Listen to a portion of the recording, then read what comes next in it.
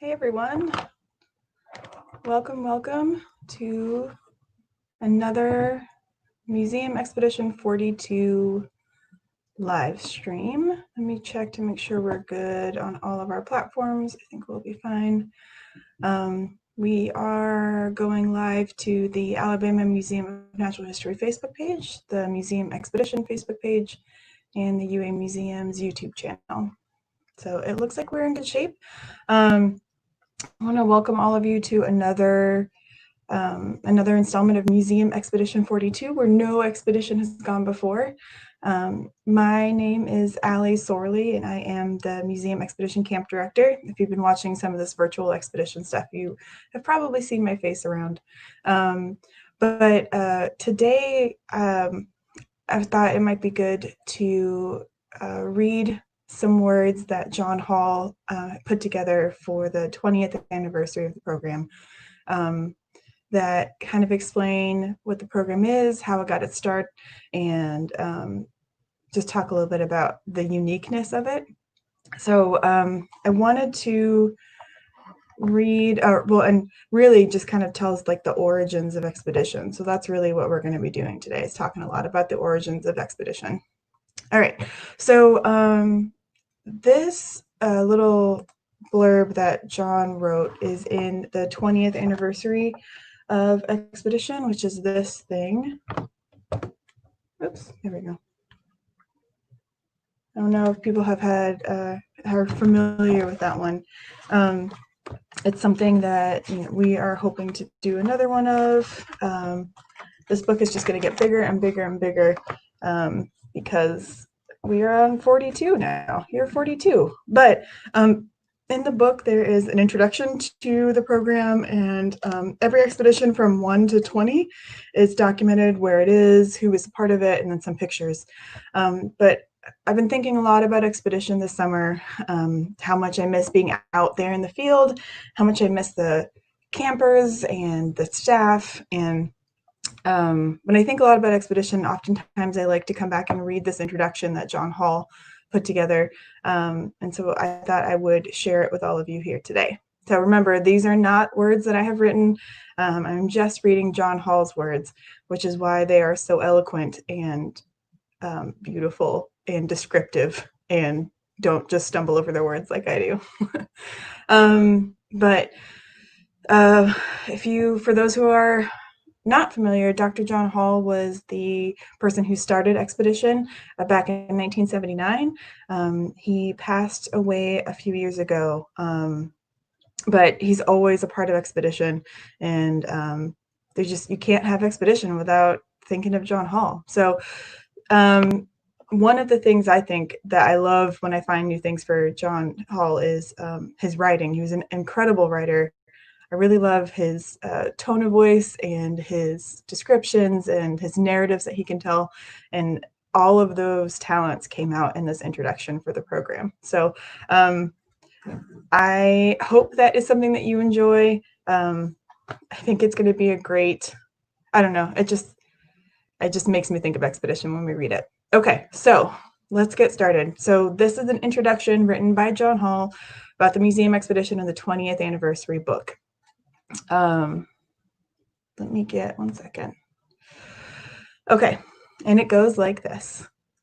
In the beginning, I find it utterly astounding that the museum expedition has survived for 20 years, 42 years now. We knew we had a good idea for a summer's archaeology camp, but we didn't see it becoming an institution. It has worked so long for 4 good reasons: the hard work of the museum staff, the willingness of the cooperating scientists to involve younger students, the regular appearance of outstanding volunteers and sponsors, and the willingness of its participants to put up with hard work and tough conditions. The program grew out of a lucky conjunction of events and personalities. In the mid-1970s, I had been teaching high school science and doing occasional programs for the Alabama Museum of Natural History. My major professor in the College of Education was Dr. Adolph Crew, who was advocating experiential education, where students would learn by actually participating in the subjects.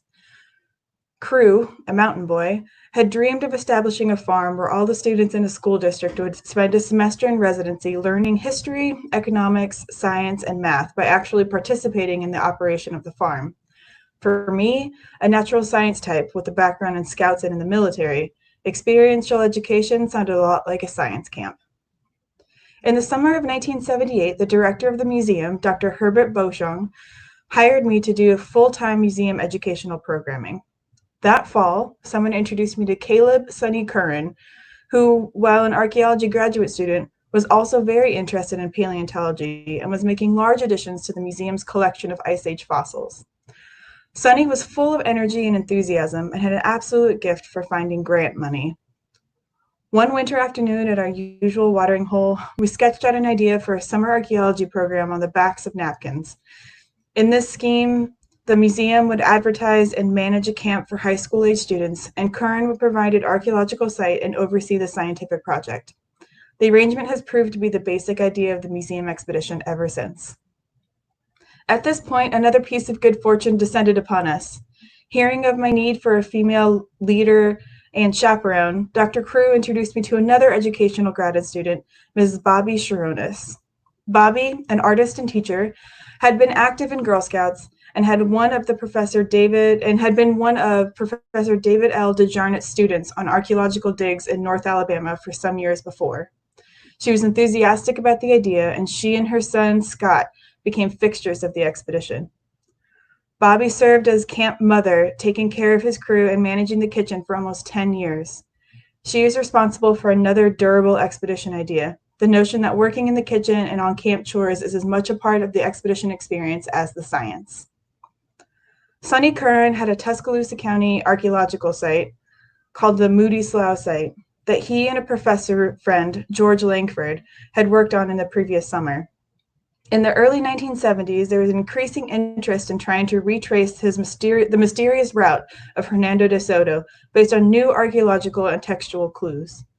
Langford, a historian folklorist from Arkansas, had the idea that perhaps De Soto had passed through North Tuscaloosa County after a battle of Mobila in 1540. Langford, Curran, and Keith Little, Curran's archaeological assistant, suspected that De Soto-aged artifacts might be found in burial urn sites, like at the Moody Slough site. This would be the first 5 De Soto-related digs by the expedition. None found a single De Soto artifact, but interestingly, years later, Moody Slough produced the only De Soto-era artifact ever found in West Alabama, a blue Nueva Cadiz bead found by a local collector.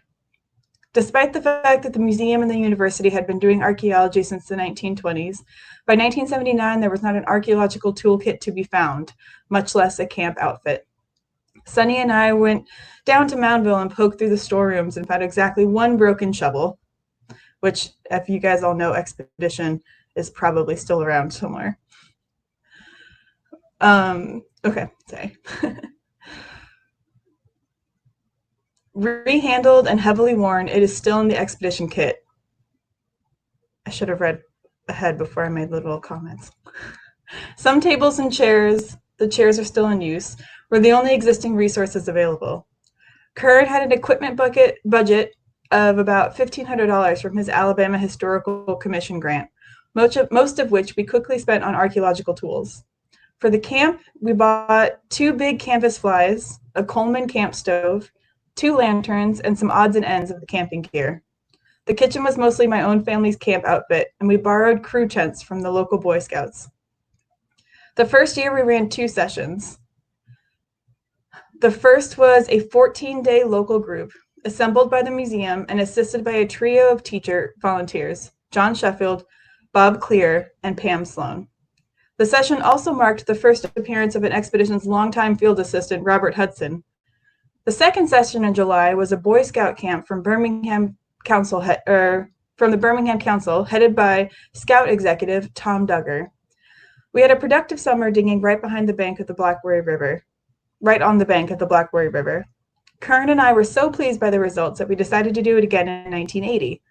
Curran got a free field crew, and the museum got a very attractive field program. The second year, we decided to split the camp with 2 weeks at the Moody Slough site and 2 at the new 1HA19 site, a hellishly hot black belt site in Hale County. This year established the week session pattern familiar with most expedition veterans. Again, things worked well, and another of Curran's modest grants brought us some new equipment, including an expedition fixture, the Army surplus water buffalo. This and the discovery of the state surplus sales warehouse saw the completion of the basic expedition camp. In this session, we established a connection with Baldwin County area, mostly through the teacher Amy Sheldon, who for several years brought large groups of students to the program. The summer also featured the appearance of Gordon Bell of Birmingham's Red Mountain Museums and his assistant, James Lamb. They stayed with us for a week or so while we scouted fossils in the area. We hit it off, and when Curran moved on to other research that fall, the expedition camp entered into a 5-year partnership with the Red Mountain Museum, hunting fossils in the Black Belt and in the Tennessee Valley Caves. In this continuous good fortune that has marked the program, it is this continuous good fortune that has marked the program. My biology department grad student friend, Betsy Sheldon, was and is married to archaeologist Craig Sheldon. This began our longtime association with Auburn University. The Baldwin County connection through Charles and Wileen Ebert into the fold, the Baldwin County connection brought Charles and Wileen Ebert into the fold. Red Mountain Museum's James Lamb eventually came back to school at the university and became the museum's in-house paleontologist. After Scott Sharonas graduated, Bobby felt it was time to do something new, but before she left after the 1987 season, she trained Rosa Newman. My museum graduate student, Ken Gaddy, became expedition leader and later director of the Bryant Museum. His assistant was Brown Hawkins, who had first come to Expedition 3 in 1981 and became expedition leader in 1993. Brian Rushing, field leader of Expedition 20 in 1998, first came to the program in 1989 and understudied Hawkins. So now the program has survived for 20 years. To what end? Pretty much everyone wins. The scientists get valuable field help for their research. The museum gets a great program, specimens, and terrific publicity. We like to quote the University of Alabama News Bureau, who once told us that the Alabama Museum of Natural History gets more press coverage than any other university organization except athletics. The participants get wonderful experience. The graduate students get training. Everybody gets mosquito bit. I never said it was perfect. The public gets an outstanding educational resource and the permanent benefit of more than 1,700 citizens who value archaeological and paleontological resources and who have come to appreciate the natural environment. Other than the $2,000 odd of startup money we had and the salary of some of the museum principals, the expedition has not cost the public much. Overall, it has been funded completely by student fees and the contribution of the participants and volunteers. Can we do better? Possibly. We would love to have waiting lists of participants competing for slots, but then maybe this isn't for everyone. The weather is hot. There are lots of bugs. Bathing is iffy. The work is hard and exacting, and people lose their tempers. But long about Thursday evening, when the group has finally bonded and calmed down, and everyone has discovered that the heat, the bugs, and the inconveniences don't mean much, and that the really important things in life are being clean, dry, and well-fed. And when camp hums gently with the conversation and the sounds of guitars, one can stand on the field and watch the Milky Way gush from the spout of Sagittarius, and it comes to you that you might just want to live forever. That was written by John C. Hall, founder of Expedition, in the spring of 1998. When I think about the program and I think about Expedition, I come back to this introduction all the time. I mean, it's such a beautiful explanation of the origins of the program, and I think the spirit of the program, which we hope that we've been able to keep going for, the 22 years past this writing that it's been going on. So a short and sweet one tonight, but I thought I wanted to share that introduction with everyone because I love it so much. So maybe it was selfish of me. I just wanted to share it. But I hope that you've enjoyed these Museum Expedition 42 videos.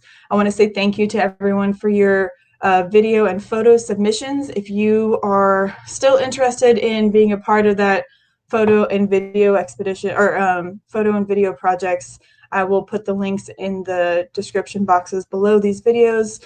You can go ahead and submit your pictures and your photos. We will have some of these videos and things playing tomorrow on our big grand finale day for Museum Expedition 42. I would also like to invite all of you to a good old-fashioned expedition sing-along tomorrow night at 7. We will be live streaming just like this, but on location at Moundville and doing some singing from the expedition songbook. And I would like to invite everyone to come and be a part of that or join us online. So I think that's it for the Museum Expedition 42 broadcast for tonight. If you have any questions about the program or about anything that we've been talking about over the last couple of weeks, please feel free to comment and we will get back to you as soon as we can. But I think that's it. I hope everyone has a lovely evening. Thank you for joining us tonight, and I look forward to seeing you tomorrow for our Expedition Sing-Along Songbook. Thanks, everyone. Have a good night.